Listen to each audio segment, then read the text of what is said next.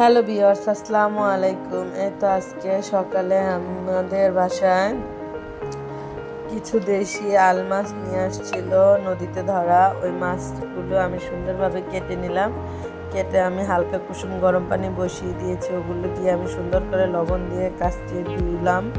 ধোয়ার পরে পরিমাণ মতো হলুদ মরিচের গুঁড়া দিয়ে দিলাম। দেওয়ার পরে একটা ফ্রাই প্যানে আমি তেল গরম করে সুন্দরভাবে মাছগুলি ভেজে নিব।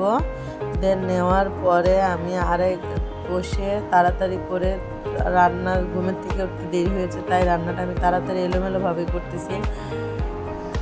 আমি মাছের জন্য যে সবজিটা রান্না করব সেটা আমি সুন্দরভাবে কেটে নিচ্ছি, যেমন আলু আর বেগুন দিয়ে আজকে আমি আল মাছটা রান্না করব। দেন আমি পেঁয়াজটা কেটে সুন্দরভাবে আরেকটা কড়াইতে দিয়ে দিলাম। পেঁয়াজটা ভাজা হতে না হতে হলুদের গুঁড়া মরিচের গুঁড়া পরিমাণ মতো দিয়ে দিলাম। দেওয়ার পর এদিকে আবার আমি বাবুর খিচুড়ির জন্য সবজি কাটতেছি।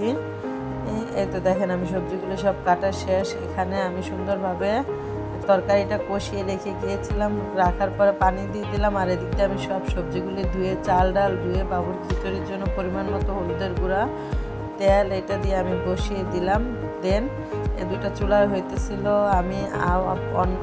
আমি আবার ডালের জন্য লাউ কেটে নিলাম। দেন নেওয়ার পরে আমার তরকারি হয়ে গেছে। এই তো দেখেন মসুরির ডালটা আমি আগে ভিজিয়ে রেখেছিলাম, ওইটা আমি চুলায় দিয়ে দিলাম। তারপরে তো আমার খিচুড়িটা দেখেন যে আমি আল মাছ সুন্দর করে বেছে রেখেছিলাম, ওই মাছটা দিয়ে ডাল ঘুটনি দিয়ে থেতলিয়ে নিলাম। নেওয়ার পরে এই তো আমার খিচুড়ি প্রায় রেডি। এখন আমি ডালটা সিদ্ধ হয়ে গেছে, তো আমি হলুদটা দিয়ে দিব। হলুদের পরিমাণটা আজকে একটু বেশি দিব, কারণ আমি আজকে লাউ দিব, এজন্য আমার হলুদের পরিমাণটা একটু বেশি দিতে হবে। লাউগুলো আমি খুব সুন্দর করে ধুয়ে রেখেছিলাম, আর লাউয়ের সাথে আমি অল্প কিছু পানি রেখেছিলাম, যেটা ডালের সাথে লাউকে খুব সুন্দরভাবে সিদ্ধ করবে। দেন আমি এখানে কিছু কাঁচামরিচ আর সাথে পেঁয়াজ এগুলি দিয়ে দিলাম। দিয়ে দেওয়ার পরে এটা আমি একটা খুরচুন দিয়ে সুন্দরভাবে সব কিছু মিশিয়ে নেব। নেওয়ার পরে আমি একটা ঢাকনা দিয়ে সুন্দরভাবে ঢেকে দিব। দেন আমার লাউটা যেন সিদ্ধ হয়, এই জন্য, আর না ঢাকলে সিদ্ধটা হতে চায় না, এজন্য আমি একটা ঢাকনা দিয়ে এখন ঢেকে দিব। এই তো আমার লাউ রান্না এক চুলায় হয়ে গেল। আরেক চুলায় আমি ভাত সুন্দরভাবে বসিয়ে দিয়েছিলাম। দেন আমার ভাতও হয়ে গেছে, প্রায় চুলায় হচ্ছে।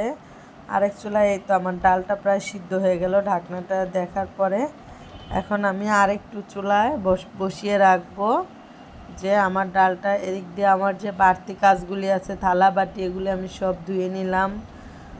তারপরে পেঁয়াজটা কেটে রেখেছিলাম বাগার দেওয়ার জন্য।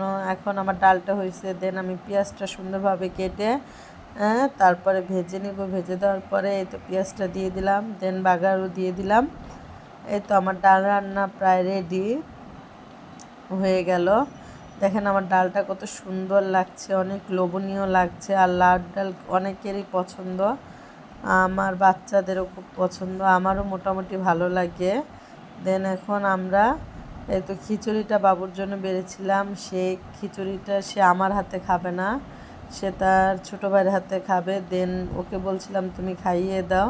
তারপর তাদের দুই ভাইয়ের জন্য ভাত নিলাম, সবজি নিছি, তারপরে ভাজি নিছি, মাছ নিছি। দেন এখন ওরা এগুলির ভিতরে চ্যালেঞ্জ দিলাম যে যে আগে খাবে তাকে আমি 500 টাকা দিব।